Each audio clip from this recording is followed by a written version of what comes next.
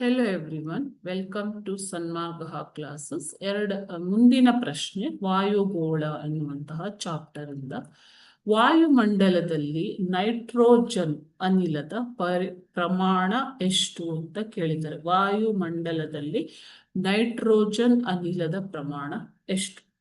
ವಾಯುಗೋಳವು ವಿವಿಧ ಬಗೆಯ ಅನಿಲಗಳು, ನಾನಾಗ್ಲೇ ಹೇಳಿದಾಗೆ ಏನೇನನ್ನ ಒಳಗೊಂಡಿದೆ ಮಕ್ಕಳೇ? ಅನಿಲಗಳು ಅಲ್ವಾ? ಸೊ ಧೂಳಿನ ಕಣಗಳು ಮತ್ತು ನೀರಾವಿಯನ್ನ ಒಳಗೊಂಡಿದೆ. ಓಕೆನಾ?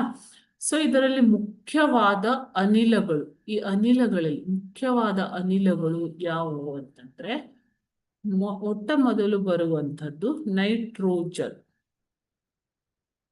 ನೈಟ್ರೋಜನ್ ಪ್ರಮಾಣವೇ 78.08% ಇದೆ.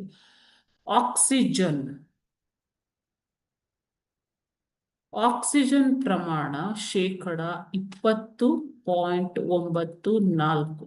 ಓಕೆ.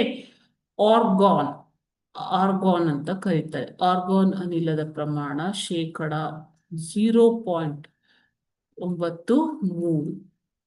ಇಂಗಾಲದ ಡೈಆಕ್ಸೈಡ್, ಕಾರ್ಬನ್ ಡೈಆಕ್ಸೈಡ್, ಇದು ಎಷ್ಟಿದೆ ಅಂತಂದ್ರೆ 0.03% ಇದೆ. ಅದೇ ರೀತಿ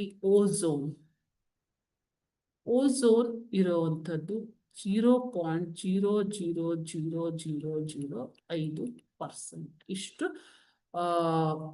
ಇದ್ದು ಉಳಿದ ಧೂಳಿನ ಕಣಗಳನ್ನು ಸಹ ನೀರಾವಿಯನ್ನು ಸಹ ಒಳಗೊಂಡಿದೆ. ಇದು ಒಂದು ವಾಯುಮಂಡಲದ ರಚನೆ. ಓಕೆನಾ?